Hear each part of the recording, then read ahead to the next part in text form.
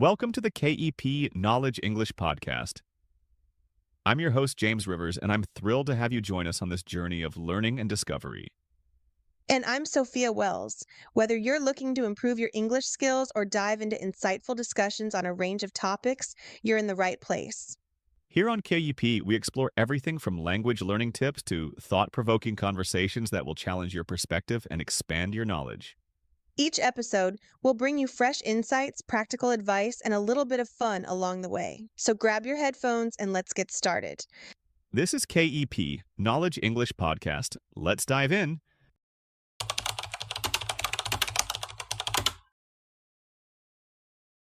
Okay, be honest. Have you ever sat down to finally do something productive and then suddenly decided it was time to clean out your entire closet? Oh, definitely. I've scrubbed my stovetop with a toothbrush before doing my taxes, and I don't even cook that much. That's next level procrastination. I love it. Mine is suddenly getting really passionate about organizing my skincare drawer. Like, I'll spend 20 minutes deciding where to put my jade roller instead of replying to one email. And that one email just lingers, staring at you like, still here. Yep, it's like, hey, remember me? Nope, I'll be over here color coding sticky notes for a project I haven't started yet. If you're listening and nodding right now, this episode is for you. Because today we're talking about procrastination, why we do it, how it sneaks into everyday life, and what actually helps us stop. And before you think we're here to preach, nah, we're not productivity gurus.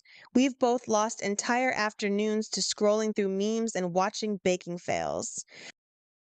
Yeah, this isn't coming from a place of judgment, it's coming from experience.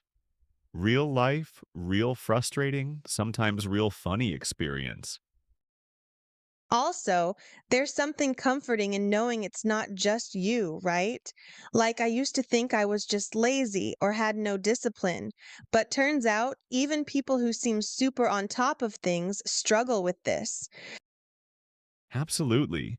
I used to beat myself up about it, especially when I'd push something off for days, then finally do it in 10 minutes and wonder why I waited so long. Oh, the classic. You dread it all week, and then it's like, wait, that's it? And yet the next time, it happens again. It's a cycle. And if we don't understand what's really going on, we just stay stuck. So today, we're going to get into it. The psychology behind why we procrastinate, what it really costs us, and how we can break out of the loop without turning into robots. Right. No 5 a.m. ice baths or grind mindset speeches here. Just honest, realistic tools that have actually helped us and might help you too. And of course, a little laughter along the way, because let's be real, procrastination can get weirdly funny. Like, I once convinced myself I couldn't start writing until I had a matching mug and notebook. Wow, that's commitment to the vibe. It's called aesthetic productivity. Thank you very much. Whatever gets you to the starting line, I guess. Or delays you even more. But hey, we're here to face it, laugh at it, and hopefully do something about it. If you're listening right now while avoiding something else, you're not alone. This is a safe space for all chronic task avoiders. And by the end of this episode, hopefully you'll feel a little less stuck and a little more ready to do that one thing you've been putting off. Let's get into it. So, why do we do this to ourselves? Seriously, like what's actually going on in our heads when we pick YouTube over doing our taxes? For me, it's usually not that I don't want to get something done. It's more like I feel this pressure to do it perfectly, so I freeze. Yes, that perfection or nothing mindset is a trap. I'll be like, if I can't knock this out in one perfect sitting, why bother? And then I end up watching dog grooming videos for 45 minutes. It's wild, right? We're not lazy. We're just avoiding discomfort. Exactly. It's not even the task sometimes, it's how we feel about the task. Like fear of messing it up or not knowing where to start. Or sometimes it's the pressure. Like the moment something becomes important, my brain's like, nope, let's go do something less emotionally risky, like rearrange the spice cabinet. You in the spice cabinet again? It's oddly comforting. Cinnamon doesn't judge me. But that's the thing, right? We procrastinate to protect ourselves from emotional discomfort, fear of failure, fear of judgment, even fear of success sometimes. Yeah, that one surprised me when I realized it. Like I'd avoid applying for something because what if I actually got it and couldn't handle it? That's such a real fear. And then there's good old fashioned overwhelm. When your to do list is 10 miles long, it's easier to do nothing at all. Analysis paralysis. I've stared at a screen for hours, not knowing where to begin, so I just close the tab and walk away. Been there. I call it fake productivity. Like when you do a bunch of tiny, unrelated tasks so you feel like you're doing something, but none of them move the needle. Like checking your email 10 times in 1 hour? Well, or replying to messages you ignored all week just to avoid that one big thing you really should be doing. It's like our brain would rather be busy than face discomfort. And don't forget, sometimes procrastination comes from burnout. You're just mentally done, but still trying to push forward. That's an important one. We shame ourselves for procrastinating when, in reality, maybe we're just exhausted. Or emotionally drained, and instead of resting, we keep pushing and wondering why we're stuck. So, procrastination isn't just about time management, it's about emotional management too. That needs to be on a t shirt. It's not the clock, it's the dread. I'd wear that. And honestly, once I started realizing that procrastination was a signal, not a flaw, it changed how I handled it. Same. Like now, when I catch myself avoiding something, I ask, what am I actually feeling here? It's usually not about the task at all. That kind of awareness takes practice, but it's the first real step to making a change. So if you're listening and thinking, why do I always do this? You're not broken. You're human. And there are reasons your brain is doing what it's doing. The good news is we can work with those reasons instead of fighting them. All right. So now that we know why we procrastinate, let's talk about what it costs us. Because the price is higher than we think. So we've talked about why we procrastinate, but let's get into what it actually does to us. The part we don't always notice. Yeah, because honestly, procrastination can feel harmless at first. Like, I'll just do it tomorrow. No big deal. Right? Right. Until tomorrow turns into next week. And then next week turns into, oh no, I forgot all about that. And suddenly you're spiraling at midnight, wondering how life got so chaotic. Bingo. I think one of the biggest things procrastination does, quietly, is steal our peace of mind.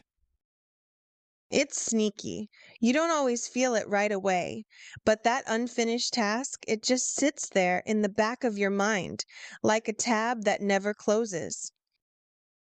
That low key anxiety builds up. Even when you're relaxing, it's there, buzzing in the background like static. And it's draining. Like you're not even doing the thing, but you're exhausted thinking about not doing it. And that constant mental weight, it really wears down your confidence. You start to feel like, maybe I just can't get it together. I've definitely told myself that. Why can't I just do the thing everyone else seems to manage? It turns into this internal guilt loop. The more you put something off, the worse you feel. Then the worse you feel, the harder it is to start. And the cycle just keeps going. It messes with how you see yourself too. You start labeling yourself, I'm a procrastinator, I'm disorganized, I'm unreliable. Yeah, when in reality, you just hit a rough patch. Or maybe the task is tied to something deeper, like fear or burnout. It happened to me with a video project last year. I put it off for weeks, not because I didn't care, but because I was scared it wouldn't be good enough. What happened? I finally did it in one night, and it turned out totally fine, but I'd already spent weeks feeling bad about it. That's the worst. When you realize the task itself was smaller than the stress you built around it.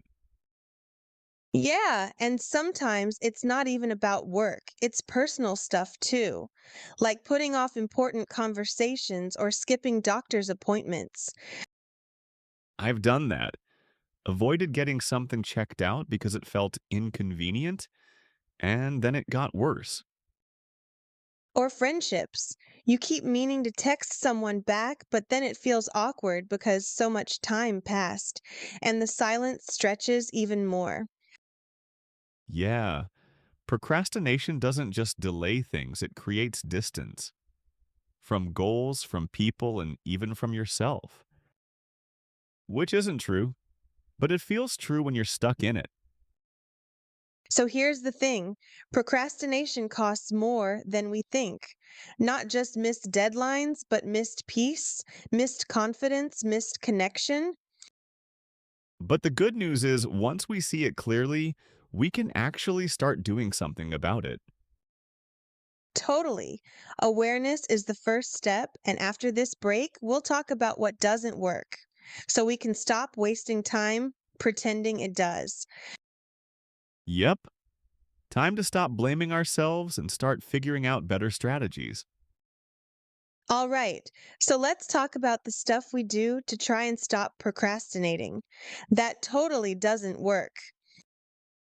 Oh, yeah, this is the fun part because we've all been there.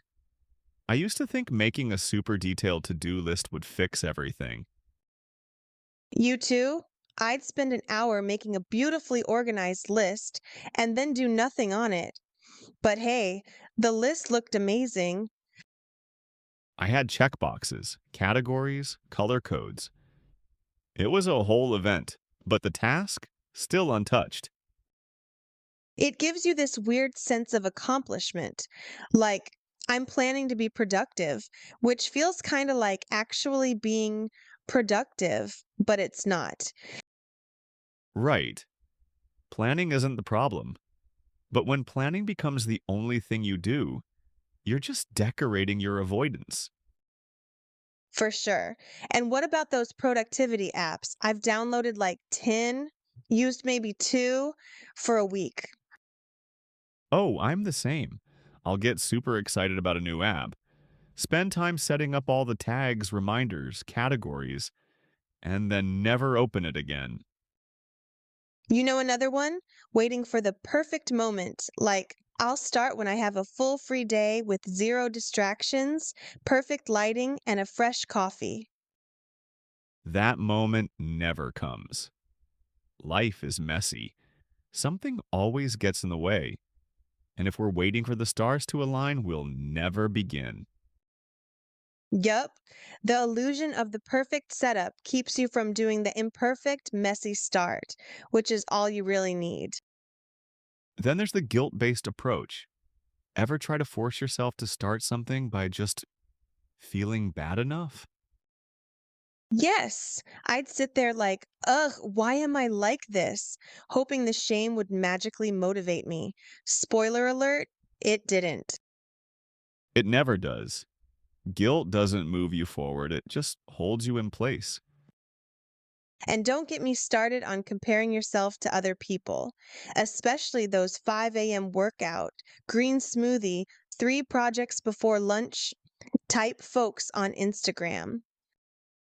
That comparison trap is brutal. You end up thinking, why can't I be like them? But you're working from totally different circumstances. Not to mention, we don't see what their life actually looks like off camera. You're comparing your behind the scenes to someone's highlight reel. Exactly. And trying to copy someone else's routine word for word? Not going to help if it doesn't fit your life or your personality. Right. Like I tried to adopt this ultra minimalist productivity schedule once. It lasted 3 days. I was bored out of my mind. I once forced myself to follow the Pomodoro method, and I just ended up staring at the timer, counting down the minutes like I was in detention. So the bottom line is just because something works for someone else doesn't mean it'll work for you. And pretending otherwise only adds more frustration.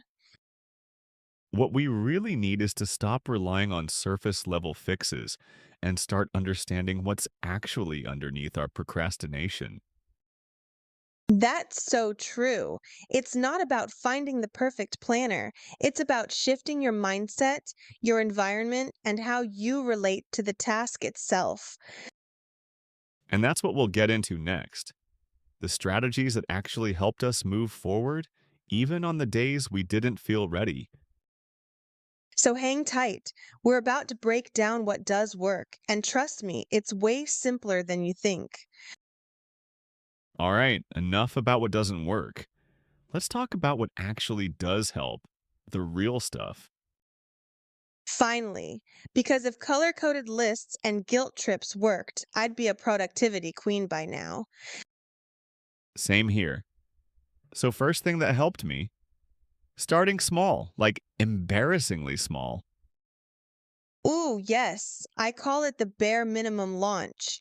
My brain resists big tasks, but if I say, just open the document, it feels doable. And once I'm in, I usually keep going. It lowers the pressure. You're not committing to climbing a mountain, you're just putting on your hiking boots. And once I'm in motion, I want to stay in motion. It's like flipping the switch. You know what else helps me? Making the task more comfortable. I'll play my favorite playlist, light a candle, maybe even change into cozy clothes. It tricks my brain into thinking, hey, this isn't so bad. That makes sense. Shifting the mood changes how your brain approaches the task. I do something similar, like I always make tea before I sit down to write. It's become part of the ritual. Rituals are underrated, they give structure to chaos. Another thing that's helped, making the task visible but not overwhelming. Like, I'll write just one task on a sticky note and stick it in my laptop. Yes, the giant to do list is scary, but one clear thing, that's manageable. I can handle that. And I'm a fan of what I call future me favors. If I knock something out now, I know future me won't be dealing with it stressed out and tired at 10 p.m. You're nicer to future James than I am to future Sophia. I'm like, she'll deal with it. She's strong, poor girl. She deserves better. We all do. Facts. Oh, and accountability helps too. Sometimes I'll just text someone, hey, I'm finally doing that thing I've been putting off. It makes it real. I've done that with you. Just saying it out loud gives it weight, and then you feel a little more committed to follow through. And when you do finish, don't just move on, celebrate it, even if it's something tiny. Absolutely. I used to check something off and instantly rush to the next thing. Now I pause and actually say, that was good, you did that. One win leads to the next. Progress is contagious. Totally. So if you're feeling stuck right now, pick one small thing, one corner of the mess, one sentence of the email. Just start there. Don't wait for the perfect mood or the perfect plan. Just start with what's in front of you. Because that little start, that's where the shift begins. And over time, those little starts build trust in yourself. That's what matters more than any planner or routine. So, what's one tiny thing you can do today? Do it. Then let it snowball. You'll be surprised how far that first step can take you. All right, let's bring it home. We've talked about why we procrastinate, what it does to us, all the fake fixes we fall for, and some real stuff that actually helps. And if you're still listening, first off, props to you. You stuck with us. That's already a win. Right? You could have paused the episode 20 minutes ago to reorganize your sock drawer, but you didn't. That counts. I think the biggest shift for me came when I stopped seeing procrastination as a personal failure and started seeing it as a signal. A signal that something deeper is going on, like fear, overwhelm, burnout, or just needing rest. You're right. It's not about being lazy. Most people who procrastinate actually care a lot. That's part of why it gets so tangled. Totally. We care so much, we freeze, or we avoid, or we wait for the perfect moment that never comes. But here's the thing, what you don't do today doesn't define who you are. What matters is that you start showing up in small ways. Yep, you don't have to fix your whole life in a day. You just have to do something, one step. It can be tiny. One message, one load of laundry, one hard email. Just doing that one thing builds trust with yourself. And once you build that trust, you start to believe, hey, maybe I can handle this. I always say, progress is way more powerful than perfection and a lot quieter too. Okay, say that again, but louder for the people in the back. Progress is more powerful than perfection, That's the heart of it. Because when you let go of needing everything to be flawless, you actually make room for momentum. and momentum is what carries you through the hard days, not motivation, not hacks, just small, consistent action. So, if there's something on your list right now, something you've been putting off, this is your sign to take a step. Doesn't matter how small. Even if it's just opening the document, writing the subject line, putting on your shoes, And when you do it, be proud, celebrate it. Don't brush it off like it's nothing. because it's not nothing. Every little thing you finish is a quiet act of strength. And if you mess up tomorrow, that's okay too. You can always begin again. Every day is another shot, and you're not alone in this. We're figuring it out too. Exactly. No shame, no pressure, just progress, one little step at a time. Thank you for being here with us today. It means a lot that you took the time to listen. And hey, if this helped you, send it to a friend who might be struggling with the same stuff. Let's lift each other up. And if you're still procrastinating after this episode, well, at least it was good procrastination. We'll take that win. Take care of yourself. You're doing better than you think. We'll see you next time.